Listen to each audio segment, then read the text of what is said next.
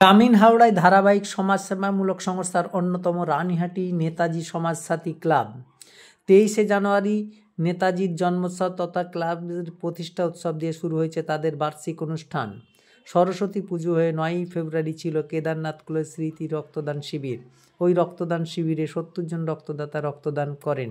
এ প্রসঙ্গে কি বার্তা দিলেন ক্লাব কর্তৃপক্ষ? রানীহাটি নেতাজি সমাজসাথী একটা সমাজ কল্যাণমূলক প্রতিষ্ঠান, সমাজের কল্যাণে সারা বছর ধরে কাজ করে চলেছে। প্রত্যেক বছর আমাদের ক্লাবের প্রতিষ্ঠাতা সম্পাদক কেদারনাথ কোলের স্মৃতিতে আমরা রক্তদান শিবির করে থাকি। এবছরও আমরা রক্তদান শিবির করছি।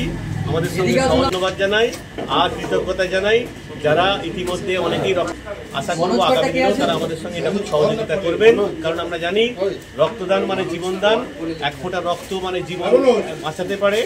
সেই লক্ষ্য নিয়ে আমরা সারা বছর ধরে সেই কার্ডের মাধ্যমে রক্তের মাধ্যমে অন্যদের মুমূর্ষু রোগীকে বাঁচানোর চেষ্টা করি।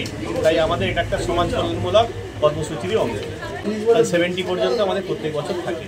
সুতরাং মানুষের উৎসাহ দেখার মতো, সচেতনতা যে বাড়ছে মানুষের, এটা কিন্তু আমাদেরকে সত্যি অনুপ্রাণিত করছে। আগামী দিনে আমরা 100 টার্গেট নিয়ে দেবো। আমাদের ক্লাবের সঙ্গে সহযোগিতা করুন।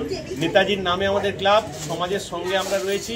আপনারা যদি আমাদের সঙ্গে সহযোগিতা করেন, আপনাদের জন্য সমাজ কল্যাণমূলক কাজ আমরা সারা বছর ধরেই এইভাবেই করে যাব।